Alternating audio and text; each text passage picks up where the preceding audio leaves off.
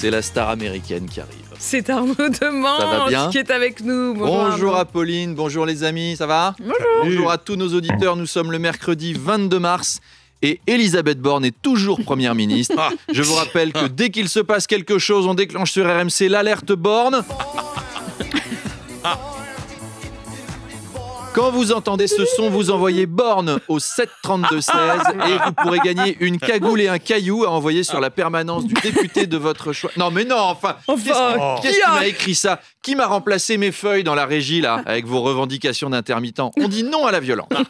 Alors aujourd'hui, Emmanuel Macron va s'exprimer à la télé. Évidemment, il a choisi le journal de 13h, c'est-à-dire le truc qui est le moins regardé, avec les intervieweurs les plus offensifs du PAF. Les deux pitbulls, Julien Bugier et Marie-Sophie Lacaro, ce sont quand même des journalistes qui, chaque jour, lancent des sujets comme « Ça bourgeonne déjà dans les jardins ». Dans le petit village de Tougrasse-les-Deux-Glaviaux, les jonquilles annoncent le printemps. Ça va être aussi violent que Gilles Boulot avec Elisabeth Borne l'autre soir. Vous l'avez vu?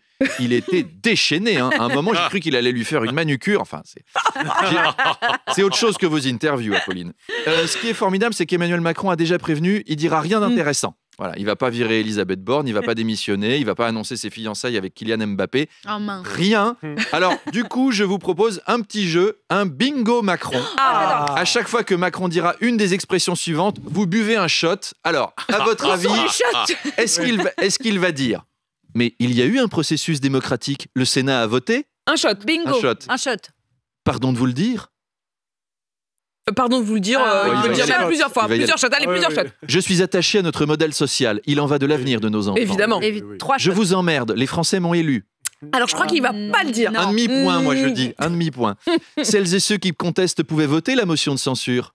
Ah bah oui, il pourrait. Il va y aller. Oh bah oui. Ouais. On a fait preuve de pédagogie, mais vous êtes trop cons. Un demi. Voilà, vous n'avez pas besoin de regarder l'interview. On vient de vous la résumer. Emmanuel Macron, de toute façon, est prisonnier d'un paradoxe. À la fois, il faut qu'il s'exprime et en même temps, faut qu'il évite de dire des trucs. S'il dit quoi que ce soit, ça va être pire. S'il dit « cette réforme est allée au bout de son cheminement démocratique », Non, moi je crois qu'il faut que vous arrêtiez d'essayer de dire des trucs. Ça vous fatigue déjà. Puis pour les autres, vous vous rendez pas compte de ce que c'est. le pauvre. Arnaud, les épreuves du bac ont commencé pour les lycéens et les lycéennes de France. Bah oui, courage aux bacheliers quand même. Moi j'ai eu 5 en maths au bac, ce qui prouve qu'on peut survivre. Après, c'est vrai, mais j'ai l'impression... Manu est dépité. Un peu de et jugement. désespéré. Mais j'ai eu 11 en économie, Manu. Après, j'ai l'impression que les problèmes sont encore plus durs aujourd'hui. On m'en a envoyé un, regardez. Ça dit « Si un train ne démarre pas à 10h25 pour cause de grève à Marseille et qu'un autre ne démarre pas à Paris à 10h45, à quelle heure la police matraque son premier cheminot à Lyon ?» C'est pas évident, hein. Non, mais c'est difficile. Alors, avec ces grèves et tout ça, la capitale est sans dessus-dessous, mais les touristes ne semblent pas plus impactés que ça. Il y a 20 minutes qui a même publié un article qui est intitulé, je vous jure que c'est vrai, « Malgré les poubelles et les manifs, les touristes saluent le charme français de la rébellion ». J'adore. C'est-à-dire que pour nous, c'est la révolution, le pays est bloqué, on barricade des commerces. C'est so charming. Exactement, il y a 10 000 tonnes de poubelles dans Paris, de poubelles dans Paris, et eux, ils sont là. Oh my God, this is a French Revolution. C'est tellement Paris, la Croissant, la Moulin Rouge, la 49.3. Smell the poubelle, darling. This is the perfume of the French Rebellion. Look, the Folie Bergère, the CGT. C'est le lutte finale. Nous, on voit passer des black blocs pour retourner l'Assemblée, mais eux, c'est la parade Disney. Ils sont sur les quais du RER, les trains sont annulés, tout le monde fait la gueule et ils sont tous sourire. Oh, we're experiencing the famous French grève. C'est authentique, c'est mon premier.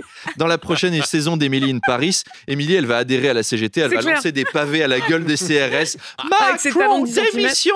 Je suis le vrai Parisienne maintenant. Alors, à propos de Paris, vous avez vu, aujourd'hui, il y a John Wick 4 qui sort et c'est tourné à Paris avec mon ami, mon poteau, mon fraté, mon gars sûr, Keanu Reeves. C'est un vieux copain d'école de théâtre. On est partis en vacances ensemble plusieurs fois. On s'aime bien. Le film est énorme. C'est une dinguerie. Et ils ont été malins. Toutes les scènes de voiture, c'est tourné de nuit. Oui, parce que la course-poursuite porte-maillot à 9h du matin dans les bouchons, c'est moins impressionnant. Ça aurait été moins impressionnant. La folle poursuite à 4 km/h, ça perd de son charme. Il tue tous les méchants, il tue toutes les ordures de Paris. Il est plus efficace pour nettoyer cette ville qu'Anne Hidalgo. Je pense qu'il est prêt pour les municipales, voire la présidence. Évidemment, ça demande de venir en France régulièrement, mais il est prêt pour ça. Je lui ai demandé personnellement, en exclusivité La voilà pour la star RMC. américaine. Hi. You've been shooting. Vous avez tourné ce film en France, vous aviez déjà voyagé en France avant ? Oui, je suis déjà venu avant et j'ai déjà tourné ici. C'est très sympa d'y revenir. Et ça vous a plu ? Oui, c'est cool. C'est toujours un rêve d'y revenir. J'ai eu pas mal de super expériences à Paris. Paris, c'est une ville formidable, avec une énergie, une architecture, une cuisine. C'est assez extraordinaire, je trouve. Et là, vous vous dites, c'est marrant, mais Keanu Reeves a la voix de Romain Cluzel du service politique. Et oui, et c'est lui qui l'a doublé. Ce qui est peut-être d'ailleurs la personne qui ressemble le moins à Keanu Reeves de toute la rédaction. Mais ça, voilà, ça le fait quand même.